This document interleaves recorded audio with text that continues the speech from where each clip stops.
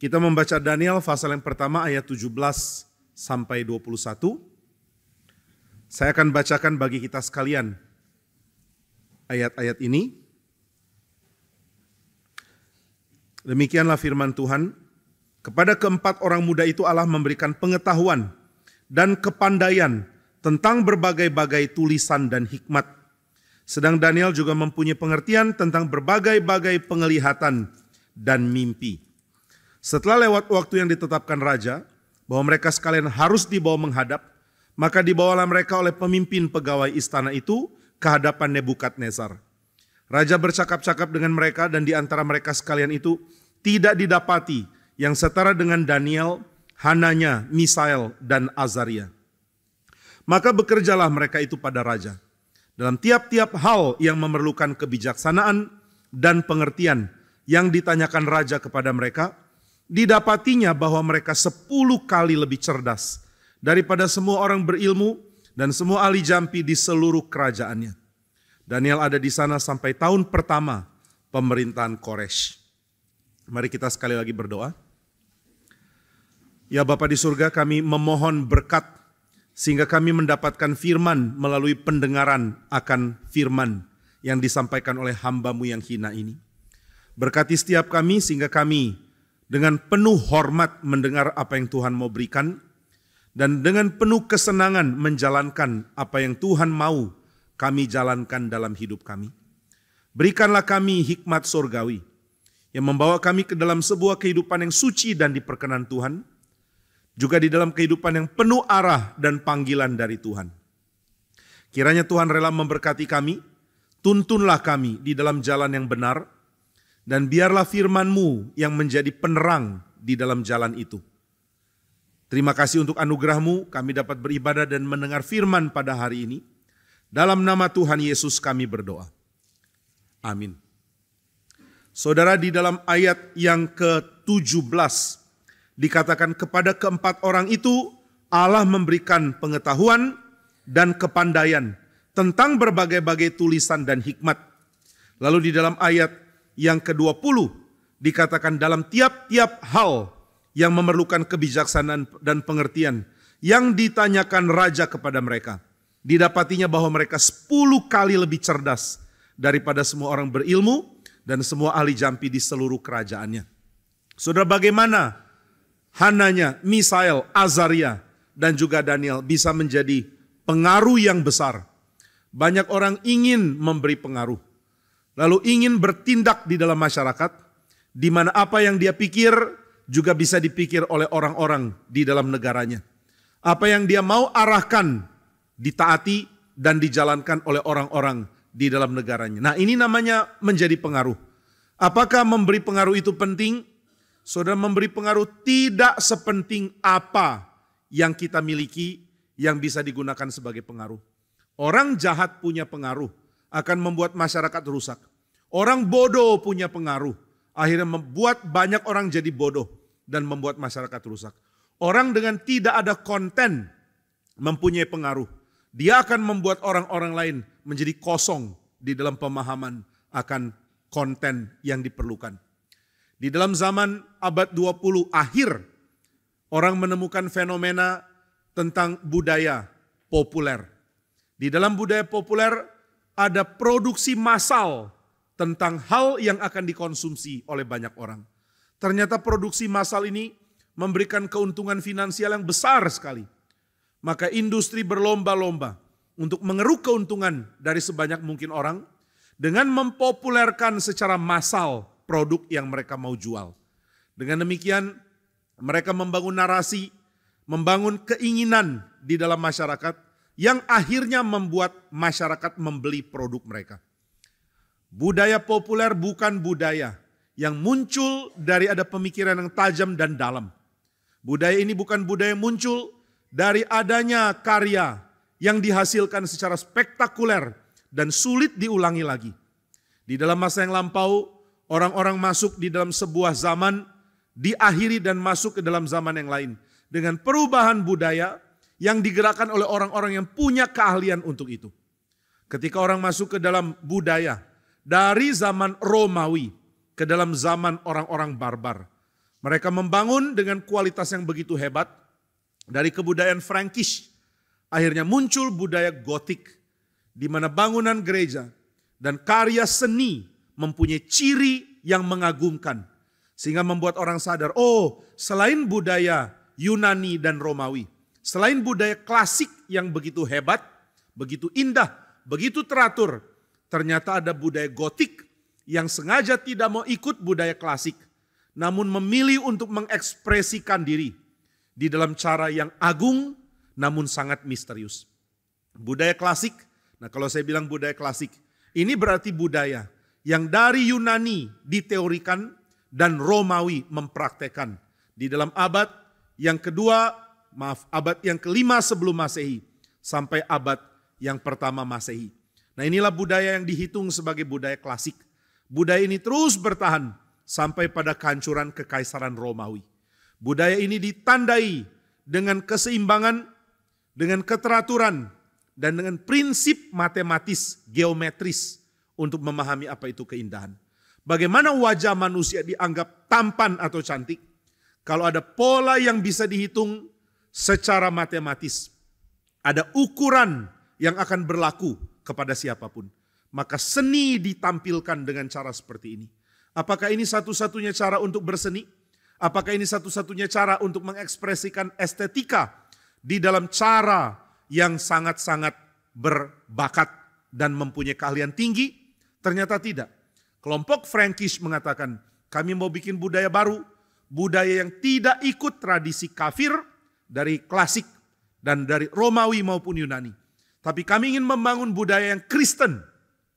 Nah saudara, saya tidak mengatakan budaya klasik lebih jelek daripada budaya Gotik karena Gotik Kristen. Karena setelah Gotik akan muncul neoklasik yang bangkitkan kembali keindahan dari struktur yang teratur di dalam budaya sebelumnya. Namun budaya Gotik menjadi budaya baru yang menekankan tentang keindahan dari sisi yang bersifat misterius. Saudara masuk ke dalam gereja di dalam zaman Gotik, saudara akan menemukan diri saudara kecil. Gereja begitu tinggi dengan pencahayaan yang cukup minim. Masuk lewat jendela yang penuh dengan kaca warna-warni yang membuat saudara mendapatkan pancaran sinar yang menakjubkan. Namun juga ada di dalam suasana yang cukup berada di dalam keadaan kelam. Saudara merasa kecil, saudara melihat langit-langitnya tinggi bukan main. Saudara merasa sangat kerdil di situ. Dan mereka mempunyai kebiasaan kalau membangun gereja. Mereka akan membangun gereja dengan bentuk salib. Sehingga kalau dilihat dari atas akan terlihat bentuk salib. Pertanyaannya siapa yang bisa lihat dari atas? Dulu belum ada drone. Dulu belum ada Pak Saud yang terbangkan drone. Dulu belum ada kamera dari atas. Dulu belum ada helikopter yang bisa lihat dari atas. Kenapa bikin gereja bentuk salib? Karena mereka percaya Tuhan lihat dari surga. Waktu Tuhan lihat bentuk salib, dia berkenan. Karena orang-orang yang beribadah di dalamnya adalah orang-orang yang ditebus melalui salib. Nah maka budaya Gotik mulai berkembang, kemudian budaya neoklasik melanjutkan tradisi baru dari kelompok yang mau mengucapkan pemikiran lewat seni dengan cara yang beda. Lalu masuk di dalam budaya yang makin lama makin menunjukkan kelimpahan seperti di dalam tradisi Baroque. Akhirnya terus sejarah berkembang dengan diisi oleh seni dan kebudayaan yang paling agung, yang bertahan, yang begitu indah, yang tidak dibikin dengan sembarangan. Tidak semua orang bisa menjadi seniman pada zaman itu. Saudara ada di dalam zaman Renaissance. Saudara mau jadi seniman. Saudara bikin lukisan. Saudara lihat lukisan dari Raphael atau Leonardo atau Michelangelo. Saudara langsung minder. Langsung lukisan saudara-saudara bakar. Karena mereka jauh lebih berkualitas. Saudara ada seorang namanya Verrocchio. Seorang pelukis dari Florence. Dia mempunyai seorang murid. Salah satu muridnya yang paling berbakat dan pintar. Dia sayang sekali murid ini. Murid ini namanya Leonardo. Nah dia mengatakan, ayo kamu mesti belajar lukis yang baik ya. Nah satu kali dia kasih kesempatan Leonardo untuk melukis bersama dengan dia. Di dalam tradisi dulu, seorang pelukis akan mempunyai keinginan supaya muridnya ditampilkan. Dan mereka akan bikin semacam show di mana lukisan yang dipamerkan adalah lukisan dia berkolaborasi dengan murid. Maka dia mengajak Leonardo yang masih muda sekali. Ayo kamu kolaborasi dengan saya. Saya sedang melukis, kamu boleh ikut masuk namanya di dalam lukisan ini. dengan melukis bagian yang minor dari lukisan ini. Wah, Leonardo rasanya merasa senang dan dia ingin ikut. Dia tanya, "Guruku, Maestro Verrocchio, kamu sedang lukis apakah?" Verrocchio menjawab, "Saya sedang melukis pembaptisan Yesus oleh Yohanes Pembaptis." Wah, suatu kehormatan bisa lukis lukisan dengan tema yang sangat populer seperti ini. "Sudah selesaikan apa guruku, Maestro?" Verrocchio mengatakan, "Saya sudah lukis Yesus Kristus, saya sudah lukis Yohanes Pembaptis, saya sudah lukis landscape-nya, saya sudah lukis airnya, saya sudah lukis baptisan Yesus, air ditumpahkan oleh Yohanes Pembaptis. Saya sudah lukis Roh Kudus turun." Leonardo jadi pikir, apalagi yang bisa dilukis? Engkau sudah lukis semuanya? Tenang, saya berniat melukis 2 orang malaikat. Ada 1 malaikat laki-laki dan 1 malaikat perempuan. Saya sudah lukis malaikat laki-laki. Tinggal 1 malaikat perempuan saja.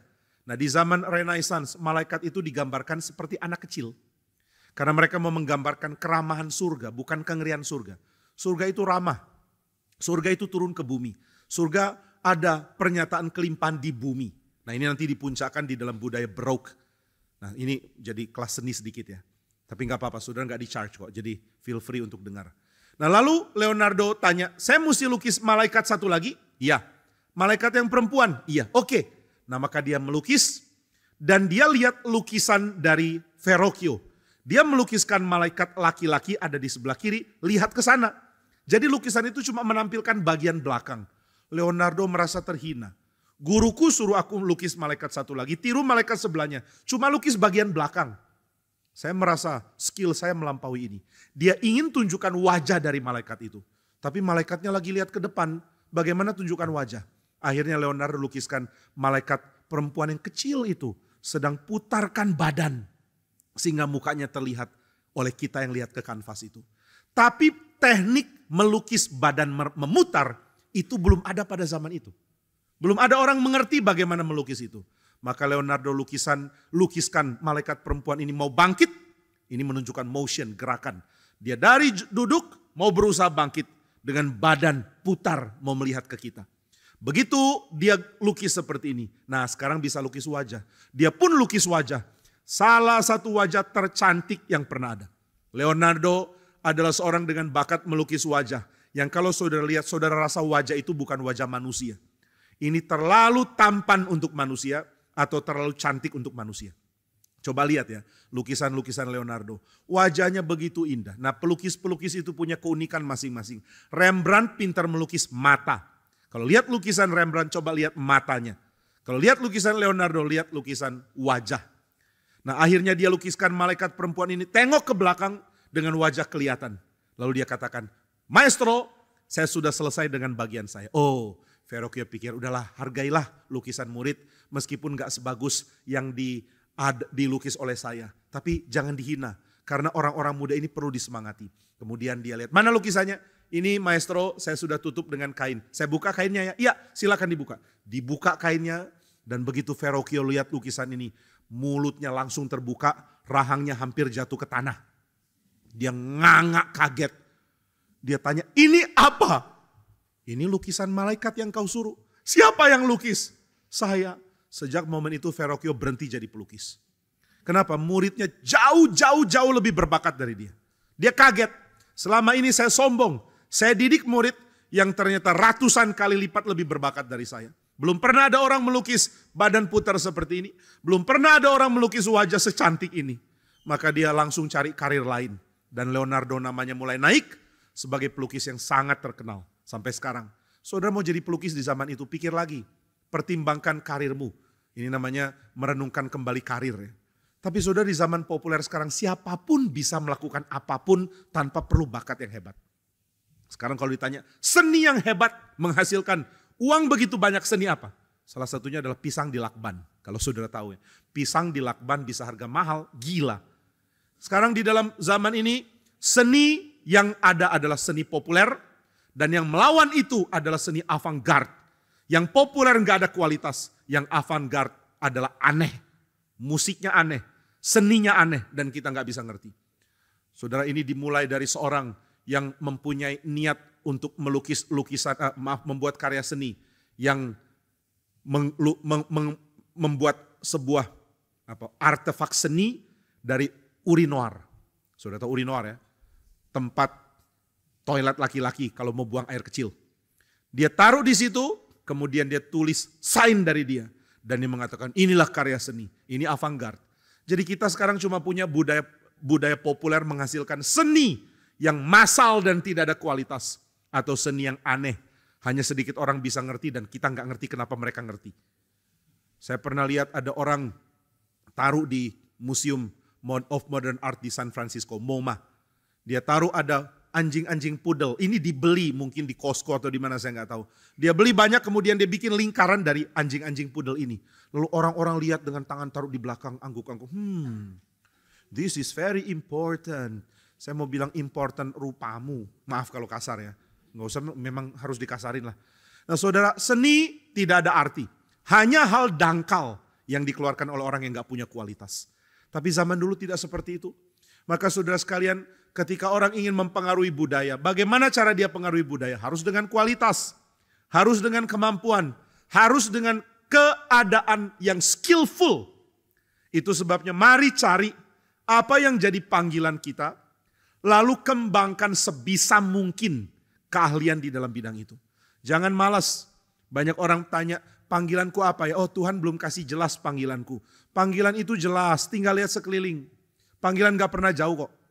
Orang tidak pernah dipanggil untuk melakukan hal yang tidak ada kontak dengan dia. Maka saudara anak muda mesti realistis. Mesti pikir apa yang harus dikerjakan untuk jalankan panggilan dan harus kerjakan itu segera. Jangan jadi orang idealis tapi cuma mimpi. Orang mimpi itu cuma bisa mimpi. Hasilnya ada di dalam mimpi. Dan mimpi cuma bisa dilakukan waktu tidur. Maka orang kalau idealis ya cuma bisa tidur. Tidur sambil mimpi. Begitu bangun ternyata dunia masih kacau balau. Nah maka orang harus kerjakan panggilannya sesegera mungkin. Jangan terlalu lama bergumul, kira-kira panggilanku apa? Sudah, pilih kuliah cepat-cepat. Setelah itu lulus dari kuliah, cepat pilih bidang pekerjaan yang kau rasa harus dijalani dan mungkin diakses. Lalu jadilah orang yang excel di situ. Nah maka saudara sekalian, seni dan zaman berubah karena ada orang-orang dengan kualitas yang sangat tinggi. Menggerakkan satu periode waktu masuk ke dalam periode waktu yang lain. Ini tepat untuk dideskripsikan mengenai seni lukis, tapi juga tepat untuk dipakai untuk mendeskripsikan seni musik. Di dalam zaman yang lampau, orang mau menjadi komposer, dia mesti tahu natur dari alat musik string. Dia mesti tahu perbedaan gaya viola, violin, dan alat-alat musik yang lain. Dia mesti tahu bagaimana orang yang memainkan biola itu bisa punya nafas. Saudara tahu nafas? Nafas itu bukan, itu nafas mulut kita. Tapi nafas biola itu adalah panjangnya bow. Kalau bow digesek itu nafas. Begitu dia harus gesek ulang balik itu nafasnya habis. Jadi kalau dia compose, dia tulis lagu yang dia tahan. Yang main biola harus terus sampai bownya habis. Itu sudah habis nafas. Orang gak ngerti biola tulis musik untuk biola pasti kacau. Orang gak ngerti flute tulis musik untuk flute pasti kacau. Orang gak ngerti cello, tulis musik untuk cello pasti kacau. Kalau begitu komposer mesti ngerti semua musik, semua alat musik, mesti mengerti. Sudah ngerti semua alat musik, dia mesti mengerti melodi, dia mesti mengerti harmoni, dia mesti tahu apa yang unik dari musik biola, apa yang unik dari musik viola, apa yang unik dari hasil suara cello, apa yang unik dari trombone, apa yang unik dari piccolo, apa yang unik dari oboe, apa yang unik dari klarinet. Dan dia mesti pikir bagaimana meramunya. Bikin musik susahnya bukan main. Sekarang orang bikin musik tinggal tulis nada-nada sedikit langsung jadi ya. Lalu dipopulerkan dan bisa dapat uang lebih kaya daripada komposer zaman dulu. Orang-orang zaman dulu compose lagu, keuangan mereka pas-pasan. Mereka bukan orang-orang kaya. Sekarang orang tidak berbakat, pintar memasarkan diri dengan wajah yang lumayan tampan atau cantik. Mendadak punya banyak sekali pengikut dan dia jadi kaya. Kemana-mana pakai jet pribadi. Oh, kalau begini lebih baik gak usah jadi artis. Ambil uang begitu banyak untuk skill yang sangat-sangat mediocre bahkan rendah. Saudara mengatakan, artis kok dihina terus Pak? Karena mereka ambil uang tapi mereka gak punya bakat. Nah ini nanti masuk YouTube ya, harap ada artis yang dengar. Kalau ada yang dengar bertobat lalu, cari pekerjaan lain. Kamu ambil uang yang tidak berhak kamu ambil. Orang tidak punya bakat acting, kok bisa dapat uang begitu banyak dari acting? Orang tidak punya bakat untuk musik, bisa tarik uang begitu banyak dari musik. Dunia kita ini aneh, memberikan penghargaan finansial kepada mereka yang tidak layak. Dan tidak memberikan penghargaan finansial kepada mereka yang seharusnya dihargai. Nah maka saudara sekalian, ketika periode budaya berubah, ada orang-orang dengan keahlian yang tinggi sekali dipakai Tuhan untuk mengubah zaman itu. Nah saudara, orang ahli di dalam bidangnya dikatakan oleh Amsal, itu tidak seharusnya berdiri di depan rakyat biasa. Dia harus berdiri di depan raja-raja. Dan ini digenapi oleh kitab Daniel. Hananya, Misael, Azaria, dan Daniel tidak berdiri di depan orang biasa. Mereka berdiri di depan raja-raja. Tapi apakah benar orang dengan keahlian tinggi selalu akan dihargai dan diberi tempat di raja-raja? Enggak tentu. Bagaimana Daniel, Hananya, Misael, dan Azaria bisa dihargai?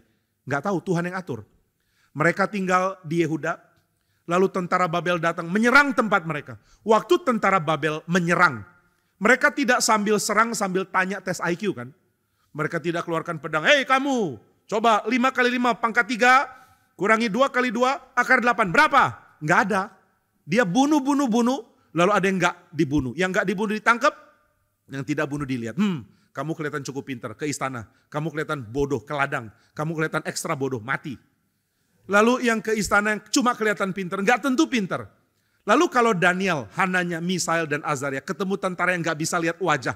Ini kamu kelihatan bodoh, sudah kerja di ladang. Akhirnya mereka kerja di ladang. Bayangkan orang sepintar mereka kerja di ladang. Banyak orang punya kepintaran di bidang A tapi harus kerja bidang B. Nah maka saudara, kalau negara, sebuah bangsa termasuk negara kita, belum menghargai panggilan dan bidang studi, juga bidang keahlian yang beragam, sulit untuk orang bisa bertahan hidup di dalam bidang yang tidak dihargai.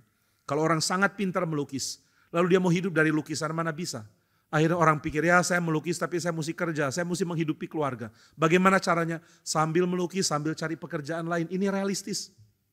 Dan saudara kalau punya keahlian, mau jadi seniman, jangan lupa jika engkau mau punya keluarga, cari duit buat keluargamu. Saya muak lihat orang yang mengatakan, saya punya karir, mau jadi seniman, mau jadi bidang ini. Tapi karena nggak laku, dia pasif. Istrinya tanya, ini anak-anak sudah mau sekolah, bayar uang sekolah pakai apa? Oh kita kan bersandar Tuhan. Iya tapi Tuhan kasih tanggung jawab kamu. Kita bersandar Tuhan lewat bersandar kamu. Kamu cari uang dong untuk keluarga ini. Oh maaf, skillku adalah melukis. Jadi aku mau dihargai sebagai pelukis. Kalau nggak ada yang hargai ya sudah aku ngotot. Ya sama-sama ngotot, yang nggak menghargai, nggak mau hargai, dia mau dihargai. Sama-sama ngotot. Akhirnya dua pihak ngotot, yang kasihan adalah keluarganya. Jadi kalau saudara mau bertanggung jawab, cari uang untuk support keluarga, sambil kembangkan kemampuanmu di bidang yang mungkin belum dihargai. Ini namanya ekstra salib yang harus dipikul. Mau jadi penyanyi, nggak laku. Bagaimana? Cari pekerjaan lain untuk support diri dan keluarga. Mau jadi seniman nggak laku, bagaimana? Nggak ada cara lain. Harus ada tanggung jawab finansial. Nah ini penting sekali untuk dipahami. Jangan jadi orang yang jahat dan tidak pedulian. Jadilah orang yang mulai pikir, bagaimana tanggung jawab saya dijalankan dengan setia di hadapan Tuhan. Nah saudara-saudara sekalian, ketika orang mempunyai keahlian, lalu sebuah negara punya budaya menghargai keahlian tersebut, maka dia bisa hidup, bisa konsentrasi untuk menjalankan keahliannya. Dan dia bisa sangat berhasil di situ sambil tidak pikirkan tentang penghidupannya. Ini yang ideal. Nah maka kalau orang menghargai musik, pemusik paling berbakat akan muncul. Ada yang tanya, kenapa ya di zaman sekarang tidak banyak komposer dihasilkan? Ya karena banyak orang berpikir musik tidak harus dihasilkan lewat skill dan teknik dan kemampuan setinggi itu. Cukup yang rendah kok, yang penting easy listening, di telinga senang ya sudahlah. Nah inilah penurunan kualitas dan standar di dalam budaya populer. Nah saudara sekalian, ketika orang mengatakan saya punya keahlian bidang ini, tapi keahlian dia tidak cocok dengan tempat dia bersumbangsi, akhirnya semua rusak. Kalau Daniel, Hananya, Misael, dan Azaria tidak berakhir di istana, mereka adanya di pinggir sungai, disuruh mancing, atau disuruh bercocok tanam, atau disuruh jaga ladang, maka ada terjadi pembuangan bakat yang luar biasa besar. Saudara, saya tidak tahu posisi saudara apa, tapi jika saudara punya posisi untuk lihat bakat di bidang yang saudara perlu, cari dengan sebaik mungkin. Kalau engkau punya perusahaan, cari orang yang punya bakat untuk kerjakan bidang di dalam perusahaanmu. Kalau engkau adalah orang yang mau rekrut orang yang punya keahlian, cari baik-baik. Sehingga orang yang ahli bisa mengekspresikan dan menjalankan keahliannya dan mendapatkan penghidupan darinya. Nah maka kemungkinan untuk Sadrak, Mesak, dan Abednego memberikan pengaruh hanya mungkin terjadi kalau waktu Tuhan dan campur tangan Tuhan tiba. Daniel, Hananya atau Sadrak, Misael atau Mesak, dan Azaria atau Abednego. Keempatnya diberikan kemampuan dari Tuhan. Kemampuan bukan dari kita. Saudara kalau lihat orang punya kemampuan tinggi, jangan iri. Karena Tuhan yang kasih untuk dia. Saya sangat kagum dengan pendeta Stephen Tong. Karena pendeta Stephen Tong lihat anak-anak muda yang kuliah di STT. Lalu dia mengatakan, saya doakan satu-satu kamu jadi hamba Tuhan yang lebih besar dari saya. Bagi saya ini doa yang sangat agung. Dan dia berdoa sampai sekarang belum dikabulkan sehingga ada hamba Tuhan yang bisa punya pengaruh lebih besar dari dia sampai sejauh ini. Tapi Tuhan kabulkan sedikit. Karena Tuhan tetap bangkitkan hamba-hamba Tuhan lewat gerakan ini.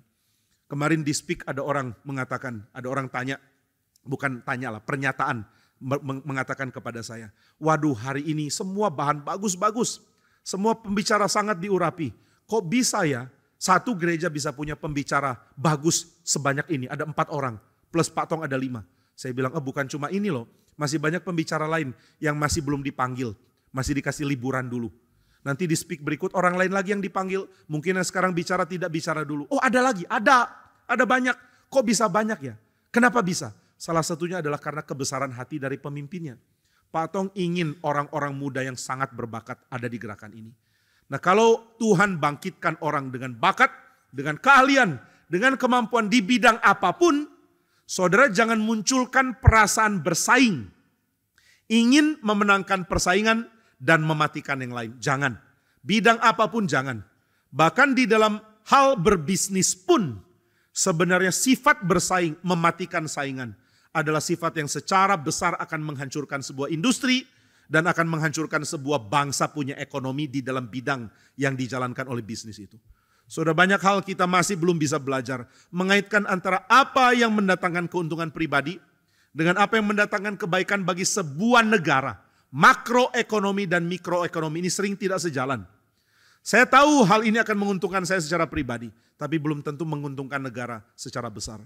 Jika saudara mempunyai keahlian di dalam bidang bisnis, maka sangat penting untuk mengembangkan bisnis itu dengan membuat ada kemungkinan orang lain ikut bahkan berbagian. Di Bandung ada seorang yang mempunyai usaha bidang berkait dengan kopi. Dia cinta sekali kopi. Cinta pertamanya itu kopi kayaknya. Jadi dia punya 2 istri, yang pertama kopi, yang kedua istri yang sekarang. Gitu ya. Nah dia sangat ahli kopi, dia coba mengerti bagaimana dapatkan beans, dia mengerti bagaimana roasting, dia mengerti bagaimana lakukan apapun, dia bahkan coba pelajari bagaimana memasarkan dan lain-lain. Lalu hal berikut yang dia lakukan adalah dia memberikan tips untuk orang lain kembangkan bisnis yang sama. Heran ya, loh kamu sudah jago di bisnis ini, biar monopoli dong. Monopoli merugikan bisnis secara luas. Monopoli mungkin mempunyai efisiensi, tetapi tidak membuat yang mungkin untuk sangat efisien bisa muncul. Mematikan efisiensi, maaf. Nah maka saudara sekalian, ketika dia coba tarik orang lalu mengatakan, ayo kamu lakukan aja. Coba buka seperti yang saya lakukan. Coba bikin seperti ini. Lalu saya tanya ke dia, kamu gak takut dapat saingan? Dia mengatakan, makin industri ini kuat, makin saya punya peluang untuk kerjakan banyak alternatif. Jadi dia punya pikiran seperti ini. Saya otaknya ini berkembang banyak sekali, kreatif. Bisa kerja ini. Tapi mohon maaf, industri saya belum sangat bagus. Belum banyak orang menghargai. Jadi saya ingin industri ini dihargai. Bagaimana supaya dihargai? Saya perlu rekrut lebih banyak orang. Bikin semacam booming untuk bidang ini. Lalu ketika bidang ini sudah ada, saya sudah punya rencana mesti kerjakan apa untuk kembangkan usaha saya. Itu hal kedua, bukan yang paling penting. Lalu saya tanya, hal paling penting apa? Dia katakan hal paling penting adalah Tuhan akan cukupkan saya. Enggak usah takut persaingan. Saya dapat uang dari Tuhan kok, bukan dari menang persaingan. Dan itu terbukti. Dia awalnya berusaha untuk bikin coffee shop, lalu ada pandemi. Coffee shopnya itu cuma diduduki polisi yang pakai masker. Karena polisi harus nongkrong, jadi cuma polisi. Dan polisi duduk di situ juga nggak mau ngopi. Karena mereka harus jaga. Mereka bisa kena pandemi, kena virus, tapi mereka tetap harus jaga. Jadi daripada nggak tahu nongkrong di mana, nongkrong di coffee shop ini. Sudah duduk, nggak pesan apa-apa. Akhirnya coffee shopnya nilainya 0. Lalu dipikir gimana ini? Coba jual online beans. Ternyata jual online beans laku bukan main. Maka dia mengatakan, Tuhan yang atur. Saya nggak ngerti bagaimana bisa bikin laku. Tuhan yang atur. Jadi saya dapat laku itu dari Tuhan. Bukan dari hebatnya saya kalahkan dan matikan pesaing-pesaing saya.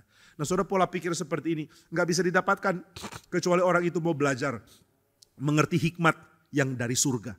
Nah maka saudara sekalian, ketika orang mau melihat orang lain dan mengatakan, wah orang lain punya bakat yang mungkin lebih dari saya. Saudara harus siap untuk membuat orang itu mempunyai posisi lebih dominan daripada saudara. Ini penting untuk bidang apapun, termasuk di dalam melayani dan khotbah. Kalau ada orang bisa memberi pengertian lebih limpah kepada saudara sekalian, dan dia adalah hamba Tuhan di GRI Karawaci, dia harus pegang mimbar ini lebih sering daripada saya. Saya mesti turun, karena ini bukan tahta kok. Saya mesti turun dari kewajiban dan berikan kepada yang lebih mampu untuk orang mendapatkan yang maksimal. Nah maka ini harus dipahami. Di dalam film Amadeus, ini film tidak sepenuhnya historis ya. Ini tentang kehidupan dari Mozart. Wah hari ini banyak seni ya. Ada seni lukis, ada seni suara, musik. Mozart itu disaingi oleh seorang namanya Salieri. Salieri adalah court composer, komposer utama di Austria pada waktu itu. Dan dia kedatangan seorang muda namanya Mozart. Dia kaget karena Mozart ternyata lebih pintar dari dia. Untuk menghargai kedatangan Mozart, dia tulis karya untuk menghormati Mozart. Lalu ketika karya itu dimainkan, Mozart mengatakan kurang bagus. Waduh kaget ya. Anak muda bilang komposer senior karyanya kurang bagus. Kok berani ngomong begitu? Kurang bagus, lebih bagus begini. Lalu dia ubah. Begitu diubah karyanya jadi lebih bagus. Semua orang tepuk tangan dan mulai melupakan Salieri. Nah apakah ini historis atau tidak? Saya pikir banyak bumbu dari Hollywood. Nah namanya Hollywood kalau nggak bumbu ya nggak laku ya. Kalau rasanya plain orang nggak suka. Lebih sehat tapi nggak suka. Nah maka Salieri mulai iri. Dia iri sekali. Kenapa ada orang lebih berbakat dari saya? Akhirnya di dalam adegan dia berdoa. Dia mengatakan, Tuhan terima kasih. Terima kasihnya sinis. Terima kasih karena ada orang lebih berbakat dari saya. Dia mulai marah. Nah saudara, ini gak boleh terjadi. Tuhan yang kasih bakat, jangan marah sama orang berbakat. Kalau saudara punya orang yang bisa jadi sainganmu, ternyata jauh lebih berbakat dari saudara. Nikmatilah. Ada orang ya, pianis yang hebat yang saya kenal. Dia mengatakan, saya terus mau lihat atau mau cari, mau kenalan dengan pianis yang lebih hebat dari saya. Kenapa? Supaya saya bisa dengar dia. Saya mau jadi penikmat, gak mau jadi yang main terus. Nah saya pikir ini adalah jiwa yang sehat. Jangan mudah teragitasi karena ada orang berbakat yang dimunculkan. Kemarin saya menikmati sekali ketika ada rekan membagikan kebenaran firman di Speak. Dan dia membagikan dengan cara yang saya pikir punya struktur dan pengertian yang sangat-sangat tajam, kena ke saya. Biasanya rekan saya ini maunya ngomongnya sederhana terus. Pokoknya bicara sederhana, yang penting orang biasa bisa dengar. Orang yang kurang berpendidikan bisa dapat berkat. Tapi saya pikir terlalu sederhana. Dia punya level tinggi kok. Nah kemarin di Speak dia bicara dengan konten yang cukup baik. Yang sangat-sangat berkait dengan filosofi. Dan saya senang sekali. Saya langsung berdoa kepada Tuhan. Tuhan munculkan lebih banyak kemampuan kepada orang ini. Supaya dia makin ahli berbicara. Makin ahli pimpin seminar. Makin ahli berkhotbah. Makin mungkin untuk mendapatkan masa lebih besar. Ini doa harus dimiliki. Saudara kalau lihat ada orang berbakat, jangan doa Tuhan, mohon dia umurnya pendek aja. Kan dia sudah berbakat, cocoknya main di surga. Kalau di bumi terus ngapain? Oh Tuhan, berikan dia tempat di surga. Itu bukan doa tulus, itu doa jahat. Mau menjadi the only person, mau menjadi singa satu-satunya, sayangnya singanya singa lemah. Loh kalau satu tempat dipimpin oleh singa lemah, mau jadi apa tempat itu? Singa lemah harus mengatakan Tuhan munculkan singa-singa yang kuat supaya tempat ini dikuasai oleh mereka yang mampu. Nah saudara, Tuhan berikan bakat kepada Daniel, Hananya, Misael dan Azaria. Bukan karena Tuhan mau mereka diperhatikan lebih dari yang lain. Karena mereka lebih baik, bukan. Tapi Tuhan mau mereka menjadi alat di tangan Tuhan. Adalah hak Tuhan untuk bangkitkan alat yang punya kemampuan hebat. Dan Tuhan bangkitkan alat dengan kemampuan biasa. Tuhan bangkitkan instrumen untuk hal yang mulia. Tuhan juga bangkitkan instrumen untuk hal yang biasa. Mari nikmati panggilan kita dan mari nikmati panggilan orang lain juga. Nah maka Tuhan yang memberi bakat kepada Daniel, Hananya, Misael dan Azaria. Lalu sudah diberi bakat, mereka bisa dong jadi pengaruh? Enggak tentu. Bagaimana bisa jadi pengaruh? Kalau mereka ada di tempat yang tepat dan di waktu yang tepat. Ini Tuhan yang atur. Maka mereka harus siap dengan waktu Tuhan. Mau jadi pengaruh? Yang pertama, nikmati bakat. Entah itu bakat yang diberikan kepada saudara ataupun bakat yang diberikan kepada orang lain. Lalu bagaimana supaya menjadi pengaruh? Tunggu waktu Tuhan. Tunggu tempat yang tepat Tuhan berikan. Jika belum bagaimana? Kembangkan diri, kembangkan diri sambil menunggu waktunya. Sambil kerja, sambil kembangkan diri. Kalau Tuhan mau pakai puji Tuhan, kalau tidak tetap puji Tuhan. Saya terus bergumul, saya harus melayani di mana ya? Pak Tong berkali-kali tanya waktu saya di Bandung, menurutmu you cocok melayani di mana? Dan saya mengatakan terserah dimanapun, ada lagunya kok. Kalau saya jawab tidak sesuai lagu nanti dimarahin. Ada lagu, kemana saja ku telah sedia, pimpinan Tuhan tak pernah bersalah. Jadi saya bilang kemanapun boleh. Pak Tong cuma jawab, rohani banget sih lu. Lalu dia bilang, sudah kasih tahu aja, di mana? Saya baru tahu Pak Tong ini bukan menguji tapi benar-benar tanya. Karena dia ingin tidak salah mengambil keputusan. Dan dia mau dapat informasi dari siapapun termasuk dari saya. Kalau saya harus pindah, baiknya kemana? Tempat pelayanannya kemana? Lalu dia tanya itu, saya mengatakan, wah saya cocoknya di tempat yang ada banyak mahasiswa, Bandung cocok. Tapi kamu sudah di Bandung. Saya bingung, nggak tahu. Kalau begitu di mana saya belum tahu. Dia terus tanya lagi, saya jawab kemana saja dulu. Dimarahin lagi, rohani banget sih lu katanya begitu. Akhirnya saya bilang, oke Pak Tong, mungkin kalau diizinkan pindah, saya sih berharap bisa melayani bersama dengan Pak Tong dan juga rekan-rekan seperti Pendeta Ivan di pusat. Saya nggak tahu minta ke pusat itu kebangetan nggak? Lu dari cabang minta ke pusat, tapi dia tanya terus ya saya jawab lah. Saya mengatakan itu bukan karena saya mau tempat yang lebih besar, bukan. Cuma saya kepikiran, bagus juga bisa belajar kepada Pendeta Stephen Tong, bagus juga bisa belajar dari Pendeta Ivan. Saya nggak kepikiran kalau permintaan itu permintaan dari tempat yang lebih kecil ke tempat yang lebih besar. Tapi kemudian saya tutup dengan mengatakan, tapi Pak Tong tetap ya, kemana saja ku telah sedia, gitu ya. Akhirnya Tuhan pimpin saya justru ke Karawaci. Apakah menyesal? Pasti enggak. Kalau saya menyesal saya nggak bisa pulang nanti. Saudara akan keroyok saya. Nah, saya menikmati panggilan Tuhan dan saya tidak boleh punya ambisi. Saya mesti jadi orang yang kerjakan ini. Kalau ada orang lain lebih baik, kenapa harus saya? Biar gereja ini dipimpin dengan efektif. Biar gereja ini dilayani dengan orang yang jauh lebih mampu. Dan ini saya dapatkan juga dari senior-senior saya. Karena mereka terus mengatakan, kalau kamu lebih mampu dari saya, kamu aja. Ini saya pikir adalah sifat yang bagus yang diturunkan oleh Pendeta Stephen Tong ke murid-muridnya. Nah, saya tidak tahu murid-murid sekarang dapat ini juga atau enggak. Kerelaan dan kesiapan untuk menikmati ada orang berbakat dipakai Tuhan. Mari kita nantikan ini. Ini kalau mau dipakai Tuhan. Maukah kamu jadi pengaruh? Mau. Caranya bagaimana? Minta Tuhan kembangkan bakat sebanyak mungkin. Maukah gereja Tuhan memberikan suara bagus di negara ini? Kalau gitu minta banyak orang Kristen dengan kemampuan lebih hebat dari saudara muncul. Saya pernah berdoa mengatakan, Tuhan, saya minta seluruh teman-teman saya di STT, semua lebih pintar dari saya. Semua lebih mampu berkhotbah dari saya. Semua lebih mampu melayani lebih dari saya. Ini permintaan saya. Saya doa ke Tuhan seperti itu. Dan saya mengatakan dalam doa itu, tapi Tuhan, saya tidak mau longgar. Saya mau diri saya punya kualitas yang sangat tinggi. Tapi saya mau teman-teman saya lebih tinggi dari itu. Itu doa saya dulu loh. Dan saya doakan itu berkali-kali, bukan bohong. Saya minta Tuhan bangkitkan orang-orang paling mampu di gerakan ini. Sehingga gerakan ini berpengaruh dengan luar biasa. Nah saudara, inilah namanya mau jadi pengaruh. Bagaimana mempengaruhi? Jangan egois, jangan pikir diri. Bagaimana mempengaruhi? Pikir bagaimana pekerjaan Tuhan dipenuhi dan jadi berkat sebesar mungkin. Dan jika ada orang lain lebih baik, biar mereka yang tampil. Jika ada orang lain lebih mampu, biar Tuhan pakai mereka. Jika saya lebih mampu, biar Tuhan pakai saya. Sambil berharap Tuhan bangkitkan yang lain yang lebih mampu. Nah ini hal pertama. Hal kedua adalah waktu dan tempat yang tepat. Ini ada dalam providensia Tuhan. Jika Tuhan belum mau berikan pengaruh ke Nebukadnezar, Tuhan tidak akan bangkitkan 4 orang ini. Saudara, Babel itu begitu hebat. Siapa bisa pengaruhi Babel ya? Kalau Tuhan mau pengaruhi Babel, kira-kira dengan cara apa? Tuhan tidak pakai raja. Tuhan tidak pakai Zedekia. Tuhan tidak pakai Yekonia. Tuhan tidak pakai petinggi-petinggi imam untuk diskusi dengan Nebukadnezar, lalu memberikan lobby, memberikan pengertian kepada Nebukadnezar. Tidak. Tuhan pakai anak-anak remaja 4 orang yang ditawan untuk menjadi pengaruh di tengah-tengah Babel. Ini dalam waktu Tuhan. Tuhan siapkan mereka dan Tuhan munculkan mereka pada waktunya.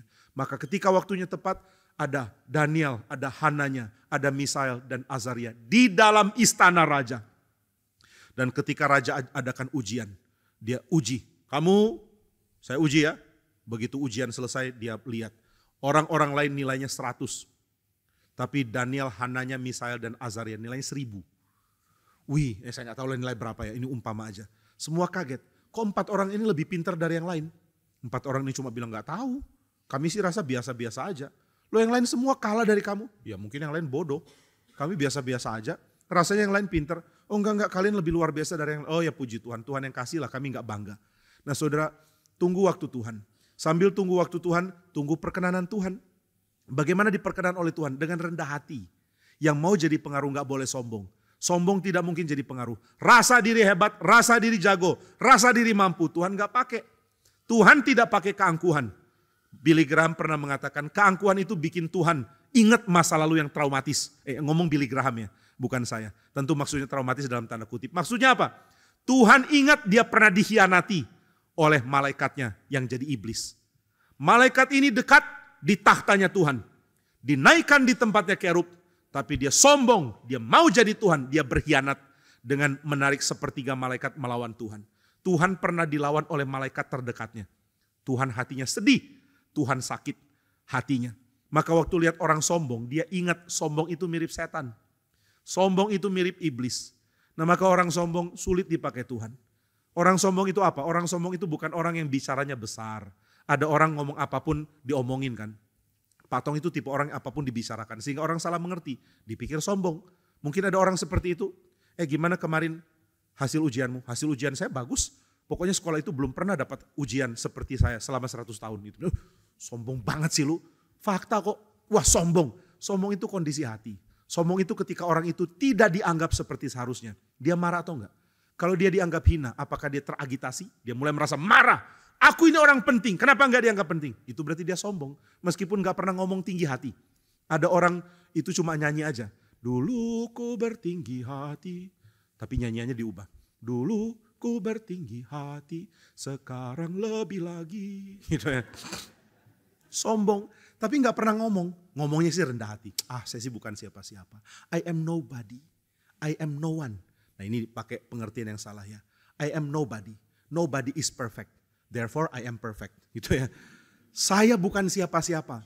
Tapi begitu dianggap hina, langsung marah. Ini sombong. Nah waktu orang tidak sadar dia sombong.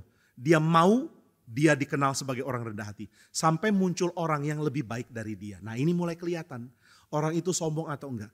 Kalau yang lebih baik diberi peran, itu orang rendah hati. Kalau yang lebih baik disingkirkan, ini orang sombong. Termasuk yang melayani di gereja ya. Saudara mungkin sudah terbiasa melayani di bidang konsumsi. Ya, yang lagi konsumsi, lagi tersindir. Bukan saya sedang sindir ya. Kalau tersindir, bertobatlah. Kalau enggak tersindir, nikmatilah. Nah, jadi konsumsi. Terbiasa atur konsumsi.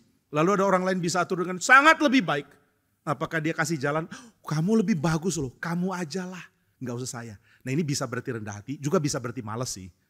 Kamu ajalah, puji Tuhan, ngurusin konsumsi terus tiap tahun. Ada juga begitulah. Nah maka saudara, orang rendah hati kalau dia mengatakan yang bagus harus ambil posisi saya. Jangan saya, kamu lebih baik dari saya. Itu orang rendah hati. Saudara uji saya ya, saya ini rendah hati atau enggak. Kalau suatu saat ada orang sangat-sangat menggerakkan, memberikan firman lebih limpah. Saya kasih dia peran atau saya ambil terus. Ini perlu saudara ingatkan saya. Mungkin kasih tahu Pak, orang ini bagus loh. Kenapa enggak dikasih kesempatan? Itu perlu. Nah maka saudara sekalian rendah hati supaya dipakai Tuhan. Sadrak, Mesak, Abednego dan Daniel. Atau nama Yahudinya. Hananya, Misael dan Azaria dan Daniel. 4 orang ini adalah orang yang cuma pikir kerajaan Tuhan dipulihkan. Mereka cuma tahu menangis dan meratapi Yerusalem. Mereka tidak pikir karir mereka. Waktu mereka diberikan posisi bisa dekat dengan raja. Mereka tidak dekat dengan raja, mereka mau pilih makan sayur-sayuran. Mereka tetap di istana, tapi mereka bikin gap antara raja dan mereka. Mereka tidak mau posisi paling tinggi. Mereka bukan orang sombong.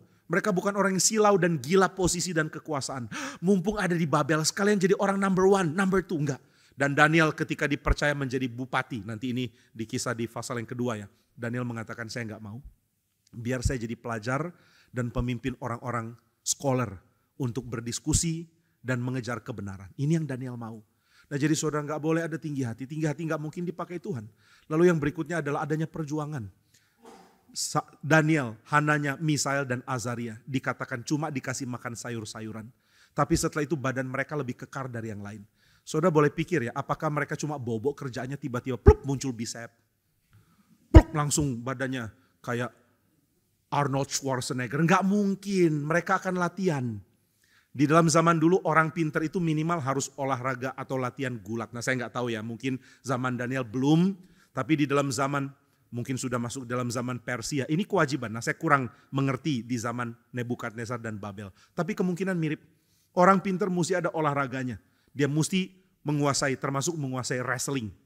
Karena dianggap wrestling berkait dengan intelektualitas juga, selain dengan badan yang kuat. Maka orang seperti Socrates itu jago wrestling.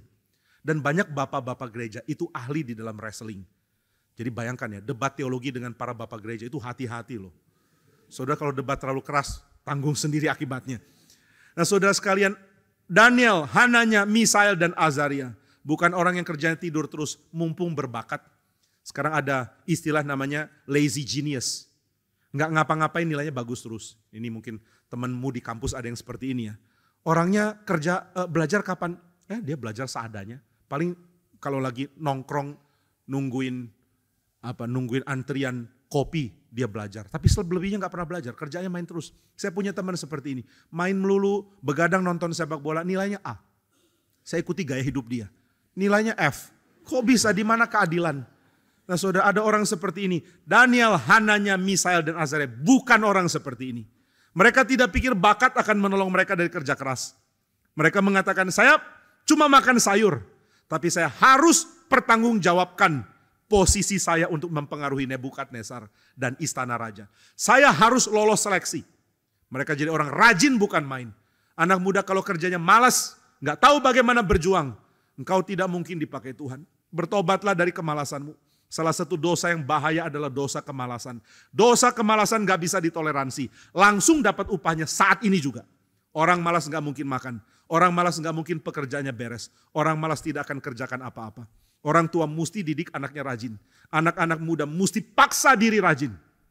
Maka orang berbakat mau jadi pengaruh. Paksa dirimu untuk bertanggung jawab. Paksa dirimu untuk kerjakan bagianmu. Paksa dirimu untuk melakukan segala hal dengan tuntas. Nah maka saudara, ini bagian penting. Mau jadi pengaruh, nikmati bakat yang Tuhan berikan kepada orang lain maupun diri. Mau jadi pengaruh, lihat waktu dan tempat yang Tuhan akan aturkan. Mau jadi pengaruh, harus rendah hati. Mau jadi pengaruh, harus berjuang. Tidak bisa tenang, tidak bisa diam. Yang terakhir dan paling penting, mau berpengaruh, harus lihat visi besarnya Tuhan. Daniel, Hananya, Misael dan Azaria tidak hanya melihat Tuhan sedang membantu karir mereka. Mereka bukan orang yang mau jadi pengaruh dengan cara menuntaskan puncak karir mereka. Mereka tidak peduli itu. Yang mereka mau lihat adalah, Tuhan, kapankah engkau akan pulihkan kerajaanmu? Jika Tuhan punya umat adalah Israel, maka Babel bukan bangsa paling penting. Kalau Babel bukan bangsa paling penting, maka bangsa ini mesti tunduk kepada Tuhan lebih daripada sekarang. Mereka mesti jadi bangsa yang mendengar firman. Mesti jadi bangsa yang tunduk kepada kerajaan Allah. Kerajaan Nebukadnezar itu sangat kecil. Tapi kerajaan Allah jauh lebih besar. Maka kerajaan Nebukadnezar mesti tunduk pada kerajaan Allah. Inilah visi besar mereka. Maka mereka melihat visi besar ini dan mereka ingin Tuhan menuntaskan pekerjaannya. Saudara, kita semua punya pekerjaan yang skopnya pasti spesifik. Tapi apakah kita lihat pekerjaan besar Tuhan? Tahukah kita Tuhan sedang kerja apa di dunia ini? Tahukah mengaitkan bidang kecil kita dengan pekerjaan besar yang Tuhan sedang kerjakan? Jika kita tidak tahu, kita kerja keras for nothing. Tapi jika kita mengerti, kita kerja keras demi Tuhan. Nah maka saudara, Tuhan sedang goncangkan Babel, sedang nyatakan pengaruh begitu besar lewat 4 orang remaja. Karena waktu Tuhan sudah tiba. Tuhan mau mengatakan, Nebukadnezar dan seluruh Babel, perhatikanlah, akulah raja. Akulah yang harus disembah. Akulah yang memberi pengaruh kepadamu. Dan taatlah kepadaku. Dan Tuhan pakai 4 anak muda ini untuk menjadi pengaruh. Nah saudara sekalian, kita yang di sini, maukah jadi pengaruh? Maukah kita mengatakan, Tuhan saya mau dipakai Tuhan. Tapi kalau saudara lihat, waduh, Sadrak, Mesak, Abednego, dan juga Daniel. Mereka masih remaja loh Pak. Kalau saya adalah remaja yang kali 4. Atau remaja kali 10. Sudah bukan remaja lagi, sudah menuju lansia. Bagaimana bisa jadi pengaruh? Tetap bisa. Saudara dengan waktu Tuhan, saudara tetap akan jadi pengaruh. Kalau sudah lansia bagaimana? Bisa jadi pengaruh di PA lansia misalnya. Atau di dalam keluarga atau dimanapun. Karena pengaruh tetap bisa dilakukan di dalam waktu Tuhan. Tuhan akan bangkitkan kita untuk mempengaruhi orang lain. Tapi ingat prinsip yang tadi. Jangan tidak kaitkan pekerjaan kita yang sangat-sangat spesifik dengan pekerjaan besar Tuhan yang menyeluruh. Jangan tidak kaitkan panggilan dengan bekerja sepenuh hati dan bekerja sebertanggung jawab mungkin. Jangan sombong, jangan tidak hargai bakat yang Tuhan berikan kepada orang lain dan diri. Dan jangan lupa waktu rancangan dan tempat rancangannya Tuhan. Nah, kiranya Tuhan pimpin kita menikmati dipakai Tuhan sama seperti Sadrak, Mesak, Abednego dipakai Tuhan. Bahkan dikatakan Daniel dipakai Tuhan dari remaja sampai di zaman pertama pemerintahan Koresh. Dia punya span panggilan lama sekali. Tuhan sudah siapkan Daniel untuk punya pengaruh besar kepada sebuah kerajaan besar di dalam jangka waktu yang panjang. Kiranya sama seperti Tuhan memakai 4 orang yang dia kasihi ini, Tuhan pun memakai saudara yang juga Tuhan kasihi. Mari kita berdoa. Bapa di surga, kami bersyukur karena kami dibangkitkan oleh Tuhan untuk menjadi pengaruh bagi sekeliling kami. Tapi kami tidak mungkin melakukan itu jika kami tidak menghargai bakat yang Tuhan berikan untuk memuliakan Tuhan, bukan untuk kami. Kami tidak mungkin menjadi pengaruh jika kami tidak peka terhadap waktu dan tempat yang Tuhan rancangkan bagi kami. Kami tidak mungkin jadi pengaruh kalau kami punya kesombongan yang tidak kami atasi dan kami tidak bertobat darinya. Kami tidak mungkin jadi pengaruh jika kami tidak bertanggung jawab mengerjakan dengan semaksimal mungkin bagian kami. Dan kami tidak mungkin jadi pengaruh jika kami buta terhadap pekerjaan Tuhan. Maka tolonglah kami dan pakai kami supaya nama-Mu dipermuliakan di dalam hidup kami. Di dalam nama Tuhan Yesus kami berdoa. Amin.